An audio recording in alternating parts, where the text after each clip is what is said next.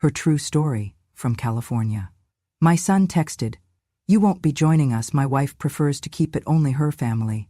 After I paid for the whole vacation, so I froze the travel fund before takeoff. They boarded the plane. The card didn't. "You should understand your place. My wife prefers to keep the vacation just for her family. You've already done your part by paying." That was the text my son sent me at exactly 11:02 p.m. 2 nights before the family trip I had been planning, funding, and dreaming about for 3 years. I sat at the kitchen table, my reading glasses perched on the tip of my nose, the soft hum of the refrigerator the only sound in the house. I had just finished placing the last set of travel-sized sunscreen bottles into the zippered bags I had labeled by hand, one for each grandchild. My hands were still sticky with tape from wrapping little souvenir bags with keychains that said "Aloha" and "Grandma loves you." The phone buzzed again. Another message. "Don't take it the wrong way, Mom. It's not personal. It's just simpler this way." I did not reply. I stared at the glowing screen until it went dark. Then I placed it face down on the table. He didn't call. He didn't say thank you. He didn't even bother to lie with kindness. Just a cold, quiet reshuffling of family, where the woman who raised him had become, in his words, not part of her family. I had known things were changing. It wasn't just the way Tanya, my daughter-in-law, corrected me in front of the kids, or the way she rolled her eyes when I told stories from when my husband and I first visited Hawaii on our honeymoon. It wasn't even how she started hosting holidays at her mother's house and forgot to mention it until the day before. No, what told me everything I needed to know was the way she had looked past me. Not through me, but past me, like a waitress at a restaurant that had already dropped off the check. Still, I never thought Nathan would go along with it. He had once written me Mother's Day cards that made me cry. He used to bring me pink tulips every March, even when he moved out of state. When he was a boy, he told his teachers I was his best friend. I kept the picture he drew in 2nd grade, the one where I had a cape and the caption said, "My mom saves the day." Apparently, I was no longer part of that story. I looked at the small duffel bag I had packed for myself. Inside were 2 sundresses I hadn't worn in years, a photo of my late husband I planned to place on the dinner table during our night at the beach, and a small box of matches for the candle I wanted us all to light in his memory. The candle was lavender, his favorite scent. I had imagined us standing on the sand, barefoot, as the sun dipped into the ocean. I imagined my grandson holding my hand, asking, "Did Grandpa love the beach too?" And I would say he loved it enough to bring me here before we could afford it. He loved it more because he shared it with me. But that wouldn't happen now, because I wasn't invited. I had paid for the beachfront villa. I had booked the flights. I had organized the airport transfers, the luau tickets, the snorkeling lessons, the breakfast baskets. I had spent hours on the phone with a travel agent, making sure the beds were soft enough for the kids, the walkways flat enough for Tanya's mother's bad knee.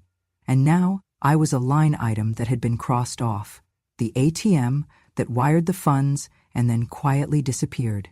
I sat in the kitchen a long while. The clock ticked toward midnight. The house was dark around me, but I didn't turn on the light. I let the dim glow of the under-cabinet bulbs cast long shadows over the counters I had scrubbed earlier that evening. For a moment, I felt shame.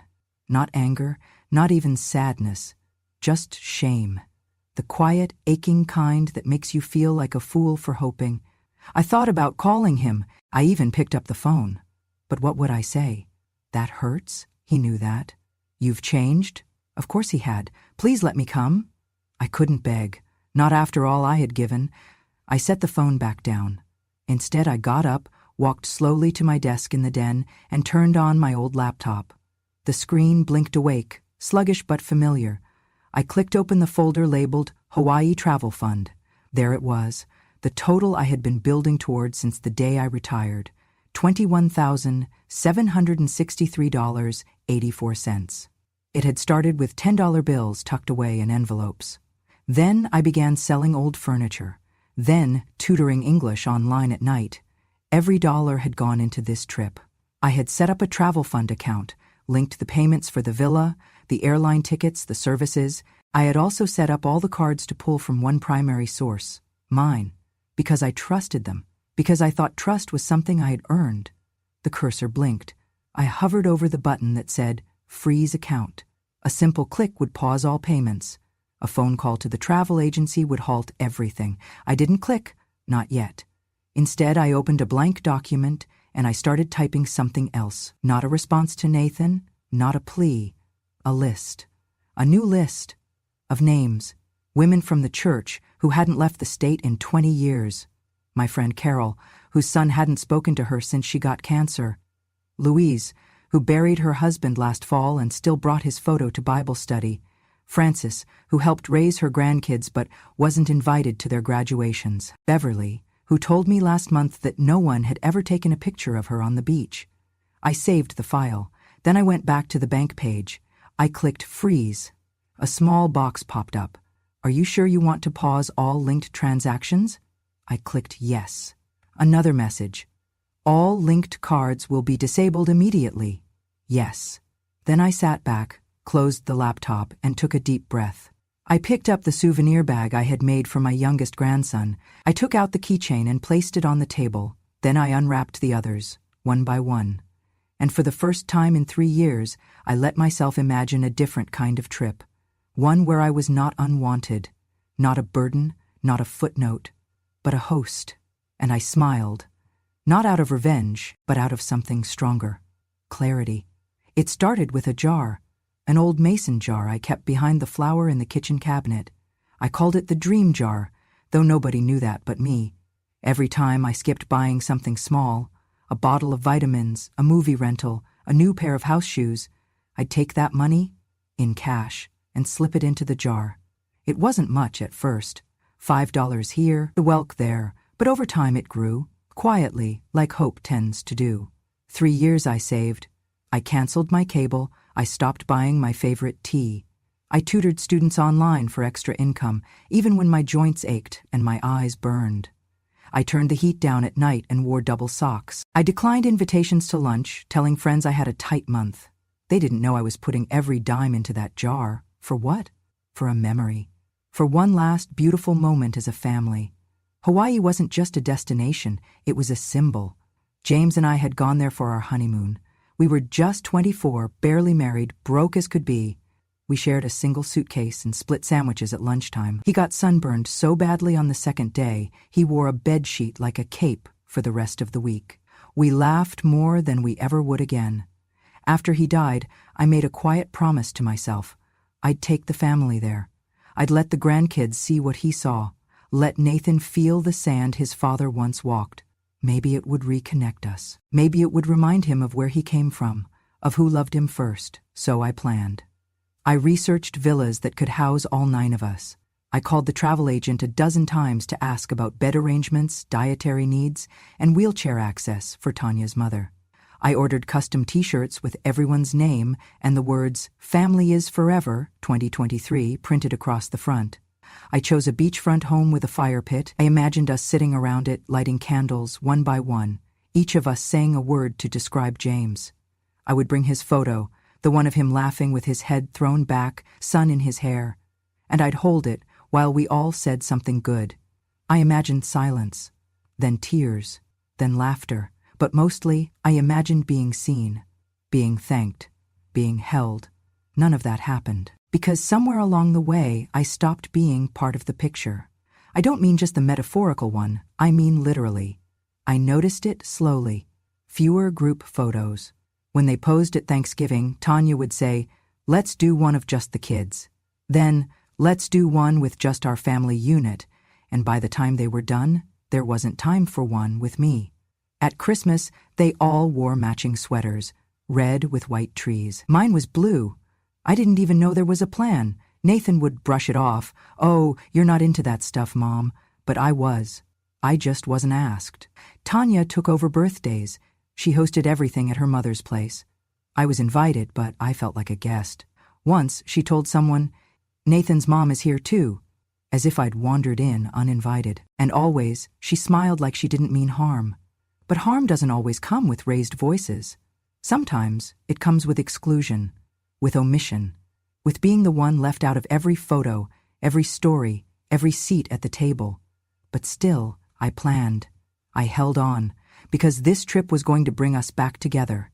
Because once we were all under that Hawaiian sky, with waves whispering against the shore and children squealing in the sand. Maybe love would be enough to remind them. That was the story I told myself. That was the dream I built out of sacrifices, small and silent, until that text, that single text that turned a 3-year dream into a 3-second dismissal. You've already done your part by paying. Suddenly, every skipped tea, every cold night, every tutoring hour spent squinting at a screen felt foolish. I hadn't been building a bridge. I'd been building a pedestal, one they never planned to visit. I thought of the candles I'd packed, of the moment I imagined us holding hands by the fire. But the truth hit me like a wave breaking sharp against rock. They didn't want my stories. They didn't want my memories. They just wanted my money. And now that they had it, they wanted me to disappear. That night I went to the closet and unpacked my bag. I set the lavender candle on the table beside James's photo.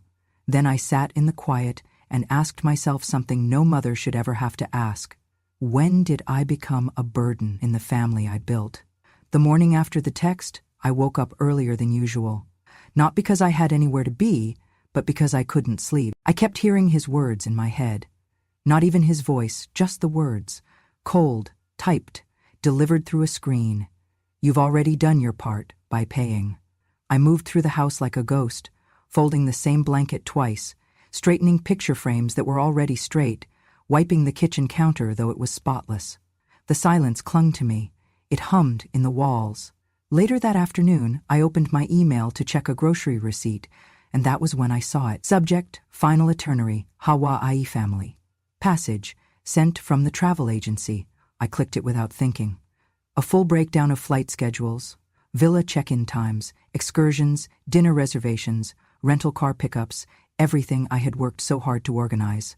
I scrolled slowly, eyes scanning for confirmation of what I already suspected but hadn't wanted to face. There were 8 names. Nathan, Tanya, their 2 kids, Tanya's parents, Tanya's sister's boyfriend, not mine, not Mom, not Marilyn, not anywhere. 8 plane tickets, 8 lay greeting passes, 8 guests registered at the villa. I was not one of them. I stared at the screen, my hand hovering over the mouse. Then I zoomed in. Maybe there had been a mistake. Maybe I was under guest 9. Maybe they'd added me separately. Maybe, but there were no other attachments, no side bookings, no separate confirmation, just 8. I sat there for a long moment. Then I closed the laptop gently, like it might break if I moved too fast. That evening, Tanya called. Not Nathan, Tanya. Her voice was overly cheerful. "We're just wrapping up packing," she chirped. "I hope everything's set on your end money-wise. I think the final payment hits tomorrow, right?" I didn't answer right away. Then I asked softly, "Is there anything you need me to bring?" A pause, a sharp, awkward silence. "Bring," she echoed. "Oh, no, you don't need to bring anything," I pushed gently. "Just wondering if I should pack any games for the kids or snacks for the flight.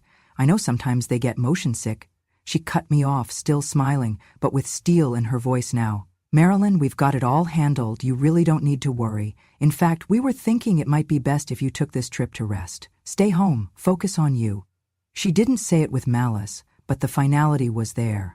They had planned the whole thing with me excluded, and were now pretending it was for my own good. After the call ended, I stood in my kitchen, staring out the window at the bird bath James had installed 20 years ago.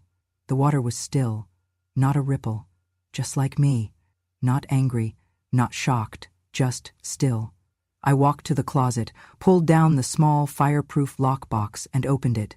Inside were the documents I'd kept since opening the travel fund, the account I created, the account I funded, the account linked to every single booking. I flipped through the forms. There it was in bold letters: account holder Marilyn Rose Monroe, authorized users none, no co-signers, no shared ownership, no alternate access. I sat down and opened my banking app. There it was. Travel fund, $21,763.84. Status, active, linked cards. 6 primary billing owner, me. That's when I started thinking about how easily they had erased me, how confidently, how they had spent my generosity like it was their right, and discarded my presence like it was a burden. I was never meant to go. They just needed the money. It had never been our vacation. It was a transaction. and I had been the bank. But the thing about banks is, they can close. I did not make any decisions that night. Instead, I turned off the phone, made myself a cup of peppermint tea, and sat with it. I let myself feel it fully, not just the insult, but the clarity. They did not forget me, they omitted me. And worse, they assumed I would be too passive, too old, too grateful for crumbs to notice. They thought I'd stay in the shadows and smile anyway. They forgot who raised them. I closed the app, and for the first time in months I slept through the night. I didn't yell. I didn't cry. I didn't call anyone to announce what I'd discovered. No dramatic phone calls, no explosive accusations. I simply made tea, sat in the chair James used to call the lookout, and stared out the window while my laptop blinked awake beside me. The house was still. No TV, no radio, just the wind tapping against the pane, and the occasional hum of the fridge. And in that silence, something inside me settled, not like calm, but like stone. I was no longer confused. I was no longer waiting for an apology. I was planning. I opened the banking application and scrolled to the travel fund section. My name was still at the top, account owner. I checked the linked cards, 6 in total. 1 for the resort, 1 for the car rental company, 1 for the airline, 3 for incidentals, food, excursions, entertainment, all set to auto-draw from the same source, my fund. I clicked the Settings tab. There it was, Transaction Lock Freeze Mode. I hovered over the toggle. A small note beneath it read, "Activate this setting to pause all outgoing charges from this account. Linked cards will be disabled. No new charges can be authorized without account owner verification." 1 click. That was all it would take. But I didn't click it yet. Instead, I opened another tab, the one for my calendar. I marked the departure day with a red circle. They were scheduled to leave LAX at 10:45 IEM, local time. If they arrived 2 hours early for check-in, that meant I'd want the freeze to begin at around 8:15 IEM, just as they queued up at the gate, confident everything had been paid for. That would be the moment the cards stopped working. But only if I told them not to. Only if I held the silence long enough. Still, I didn't press the button, not yet, because once you decide to stop playing the role people assign you, the good mother, the generous grandmother, the smiling supporter who never asks for anything back, there's no returning to that mask, and I wanted to be sure. So I gave them one last chance. Just one. I sent a message to Nathan, simple, soft. Me. Let me know if you'd like any help with the kids' bags or snacks before the trip. I can bring some extra motion sickness bands for Olivia. No reply. An hour passed. 2. I could see that the message had been read. Still nothing. No thank you. No acknowledgement. No we appreciate you. Just nothing. That's when I knew. There was no misunderstanding. This wasn't about miscommunication or forgetfulness or Tanya's preferences. This was about entitlement. About the quiet cruelty of people who think love is a one-way transaction. I was the vault, and they were cashing out. But not anymore. I returned to the banking app. My finger hovered again. Then, without hesitation, I clicked. The icon turned blue. The message updated. Freeze mode activated. All transactions are now paused. Manual authorization required to resume. Done. I stared at the screen for a moment, letting it sink in. There would be no confirmation email sent to them, no alert, no warning.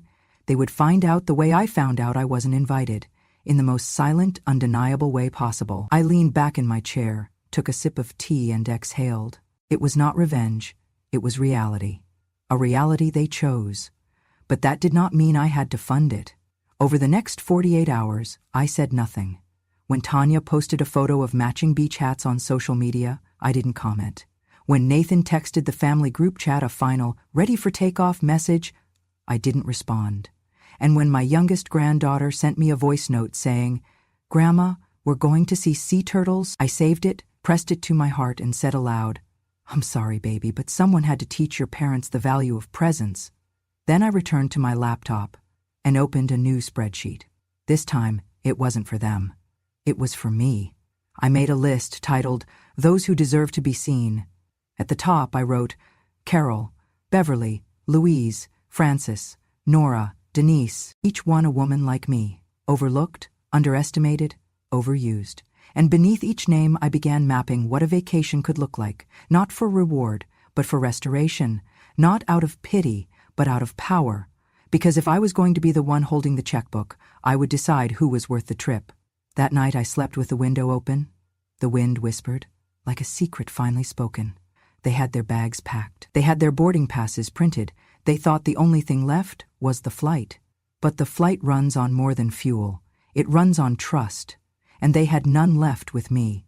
They left for the airport with matching luggage, straw hats, and that soft, smug air people wear when they think everything has gone exactly according to their plan. Tanya posted a photo on Instagram from the backseat of the Uber, the kids grinning, Nathan making a peace sign, her own caption reading, "Off to paradise, family only," the last part cut like glass. I saw it while sitting at my kitchen table, sipping coffee from a chipped mug I had owned since before Nathan was born. The same mug he once made me breakfast in bed with when he was 9 years old. I did not like what I felt, but I did not look away. I watched their story unfold, frame by frame. At the airport, at check-in, at the gate, luggage stacked, kids jumping. Tanya's mother posed beside the airline sign like it was a red carpet. 8 smiles, no seat for me. Then the message came in. "Nathan, hey, getting weird error at check-in. Can you check the travel account real quick?" I didn't reply. 5 minutes passed, then another. "Nathan, they're saying the card was declined multiple times. You see anything on your end?" Still, I said nothing. Then the calls started. At first, 1 every 10 minutes, then every 5, then back-to-back. Voicemails followed. "Mom, it's me. Just give me a quick call, please." "Okay, I'm not sure what's going on, but we can't get the rental confirmed. It's saying funds unavailable. Can you look? Mom, please, the kids are freaking out. Just tell me if something happened to the account." I kept the phone face down. The clock read 8:27 a.m. The flight was scheduled to depart at 10:45 p.m. I pictured them standing at the counter, scanning and re-scanning those plastic cards, Tanya growing more frantic with each beep of denial, her parents asking questions in low, sharp tones, Nathan sweating, trying to pretend he was still in control. Then came a voicemail with a different tone, a low, urgent whisper. "Mom, I don't know what you did, but if this is because of the text, can we please talk?" No apology, no admission, just an offer to talk, now that their plans had fallen apart, and still I said nothing. The resort called next, not to my phone, but via email. Subject: Booking cancellation request confirmed. Dear Miss Monroe, we have processed the requested cancellation of your villa booking. Due to the account freeze, associated charges have been reversed. As per your authority as the sole account holder, no further action is required. We hope to welcome you in the future. I read it once, then twice, and finally I allowed myself a small, bitter breath of release. They would not be welcomed. Not there. Not now. Maybe not ever. At 10:40 a.m. Nathan texted again. "We're boarding. Call me, please." But I didn't. They took off without a place to land, because money is only a guarantee when backed by trust, and they had broken theirs. By noon I had over 50 missed calls, from Nathan, from Tanya, even from her mother. I didn't listen to any more voicemails. I went for a walk instead. The air was warm, birds chirped. A neighbor waved and asked if I was heading anywhere for spring break. I smiled and said, "Not yet, but soon." When I returned, the phone had finally stopped ringing. Instead, there was one new message. "Nathan, look, if this was about what we said, maybe we messed up, okay? I don't know, things got twisted. But the kids are here, they're excited. We can still fix this. Please, just unlock the account. I promise we'll talk everything through when we get back." I stared at the screen. They wanted the vacation and postponed the apology. They wanted forgiveness without confession. They wanted me to fund their joy while they exiled mine. So no, I did not unlock the account. I did not answer the message, and I did not explain myself. Because I owed them nothing. Because sometimes silence is the only reply strong enough to be heard. The refund arrived 2 days after their flight. It came in small notifications, one by one. First the resort. Then the rental car company, the airline taxes and fees, the tour packages, the private chef deposit, the lays, the luau, the snorkeling excursion, all returned, all reversed, all mine again. My travel fund account, once drained by love, was full again. But this time, love would not be blind. This time, I would spend it differently. Not for appearances, not for people who viewed me as a wallet with wrinkles. This time, I would spend it on those who knew what memory was worth, because they too had lived lives of giving without being seen. I opened my notebook, the same one I had used to write down James's favorite songs, his old fishing recipes, and the names of every grandchild. I flipped to a clean page and wrote 3 words at the top: The Forgotten Women. Underneath, I began listing names. Carol from church, a widow whose children hadn't visited in 5 Christmases. Frances, who still wore her wedding ring, even though her husband had left her 30 years ago. Beverly, who cared for a brother with dementia and slept on a cot beside his hospital bed. Nora, who once told me, the worst part of old age isn't the pain, it's the invisibility. Lucille, my old neighbor, a retired librarian who'd never seen the ocean. And Dottie, who had once given me a ride to the clinic when I twisted my ankle and never let me repay her. I made 6 phone calls. Each conversation was the same, hesitant hellos, followed by stunned silence, then disbelief. You want to take me where? Hawaii, dear, for 1 week. No catch. But why me? Because someone should. Because you matter. I made the bookings under my own name this time. 1 villa, 6 women, 7 days. No tags, no hashtags, no family-only captions. I called the travel agent and gave her different names. I asked for separate beds and 1 large table with enough space for all of us to sit together every night. Then I went to the box beneath my bed. Inside was the photo of James I had planned to place at the head of our family table. His smile still strong, still mischievous, still mine. I had the photo enlarged and framed.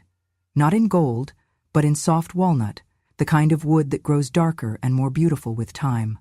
I packed it in bubble wrap and placed it carefully in my suitcase. When we arrived at the villa, a place perched above the ocean, where palm trees swayed like slow dancers and the salt air kissed your skin before you knew it, I walked through the front door and set that photo on the dining table. No one questioned it. No one asked me to move it aside. That night, we sat together under hanging lights, the sound of waves whispering through the open doors. Carol wore a bright scarf and kept refilling everyone's wine. Beverly toasted to finally being somewhere I didn't have to clean after. Frances cried when she saw the view from her window. We didn't talk about who forgot us. We talked about who we remembered. We didn't compare scars. We showed each other the strength beneath them. And James, my James, watched it all from the center of the table, his smile never fading. Each night, we lit 1 candle beside his photo. Each woman said 1 thing they wished someone had told them when they were 30. I see you. You're allowed to rest. You don't have to earn love. Your story matters. You are not a burden. You are never invisible. On the last night, we walked the shore in silence. The stars were so close, it felt like you could reach up and tuck one into your pocket. The water curled around our ankles. The moon made silver of every wrinkle and curve and scar. I looked around at the women beside me, women who had given without asking, loved without limit, endured without applause. And I realized something. I hadn't just taken them on vacation. I had brought them home. To each other, to themselves, to the reminder that memory, when shared with the right people, becomes more than a flash in time. It becomes legacy. The email arrived 3 days after they returned. I had just come back from a morning walk, the ocean still whispering in my ears. My suitcase was halfway unpacked, with a half-eaten pineapple wrapped in the fridge, and the scent of plumeria still clinging to my clothes. I sat down at my desk, opened my inbox, and there it was. Subject: Just want to clear the air, from Nathan. I stared at it for a long moment before clicking.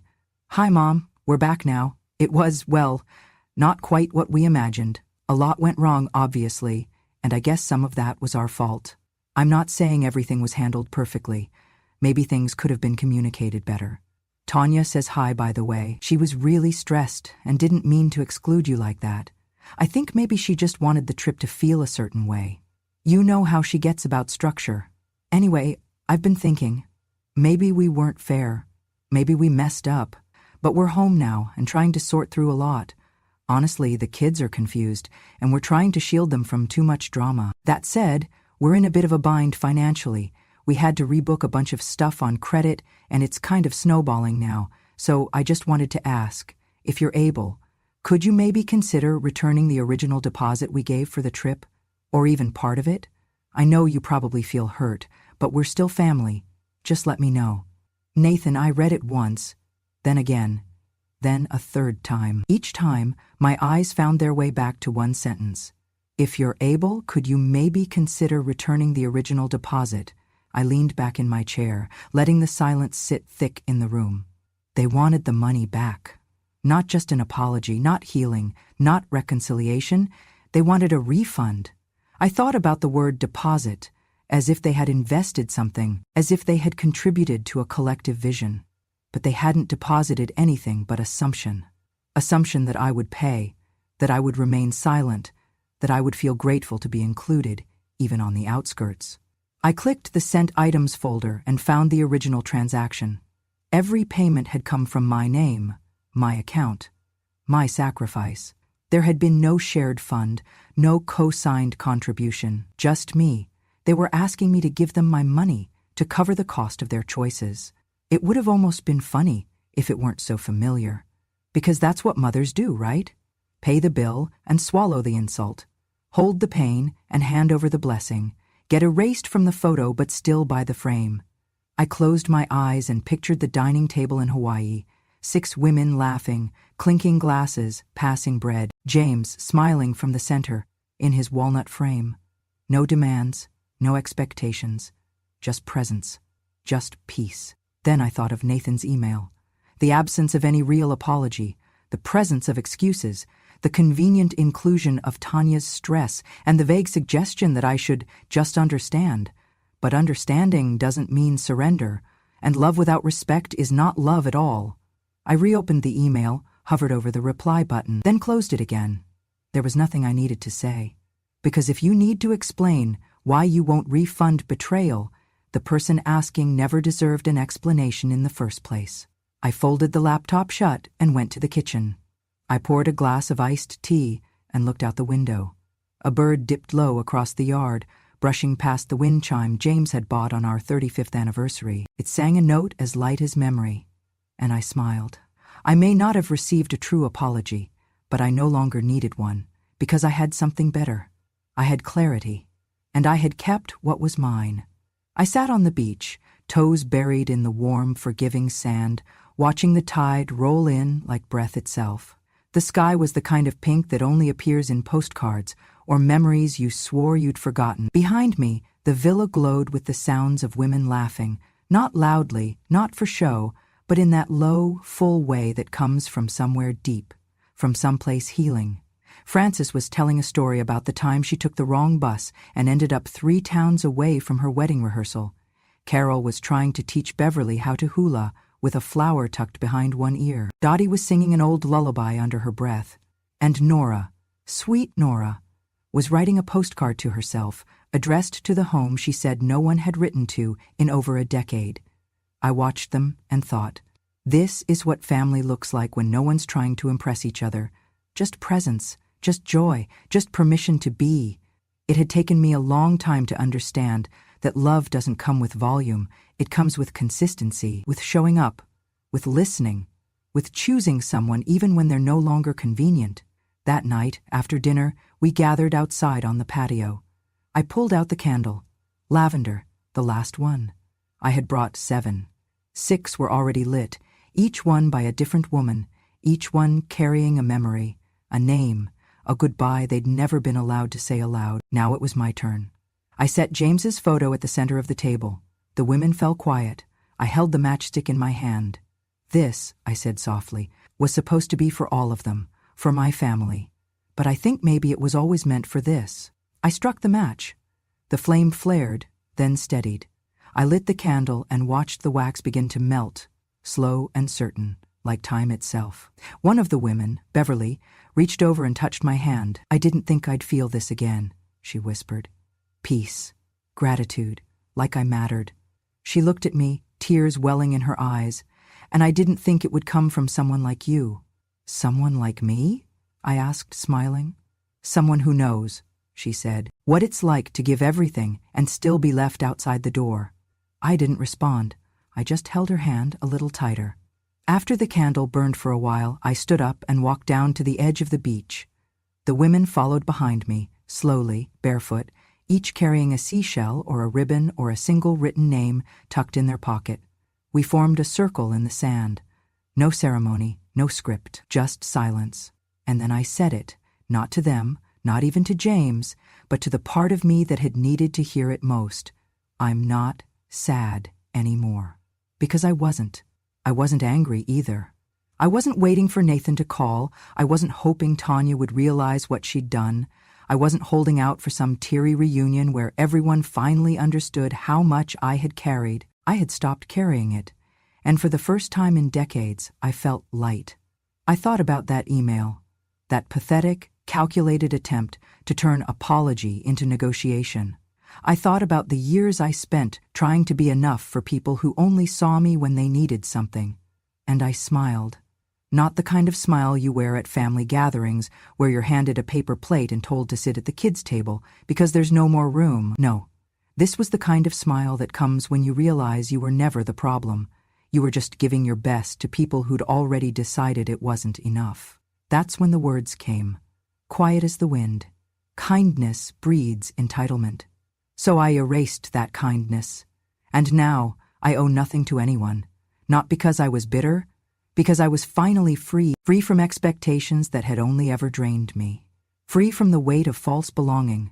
Free from the performance of motherhood that required constant sacrifice without ever being asked, "And what about you?" I stood at the shoreline and let the waves come to me. They wrapped around my ankles and pulled at the sand like they were saying, "Let it go." So I did. I let go of the dream of a family that would hold space for me. I let go of the house I helped build but was never welcomed in. I let go of the quiet, endless reaching for approval I'd already earned 1,000 times over. And what remained was this: a handful of women, a villa glowing behind us, a husband's smile frozen in a photo, and a heart no longer begging to be seen. I turned back and looked at them, my chosen family, and thought, I was never left behind. I simply found the ones who were walking my way.